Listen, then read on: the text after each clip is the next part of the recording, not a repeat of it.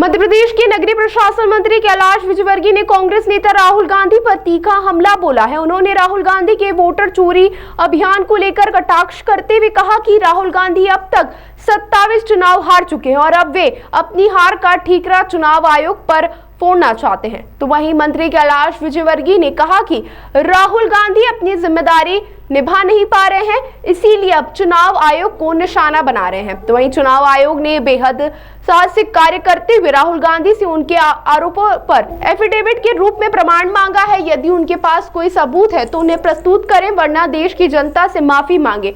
उन्होंने आगे कहा कि देश की आजादी के बाद यह पहला मौका है जब इतना गैर जिम्मेदार विपक्ष देखने को मिल रहा है। उन्होंने राहुल गांधी के व्यवहार पर भी सवाल उठाया और कहा कि उनकी बयानबाजी से लगता है कि वे मानसिक रूप से संतुलन खो चुके हैं।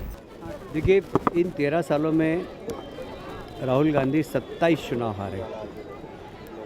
अब वो हार का ठीकरा दूसरे के ऊपर फोड़ना चाहते हैं, उनके नेतृत्व को नहीं फोड़ना चाहते, उनके नेतृत्व की जिम्मेदारी नहीं लेना चाहते, अपनी विचारधारा कांग्रेस की उस पर नहीं फोड़ना चाहते। और वो किस पर फोड़े? तो चुनाव आयोग सबसे गरीब संस्था है, चुनाव आयोग को फोड़ दिया। चुनाव आयोग ने बड़ा साहसिक काम किया। उन्होंने कहा जो आरोप लगा रहे हो उसका आप एफिडेविट के साथ प्रमाण दो, नहीं तो देश की जनता से माफ़ी मांगो।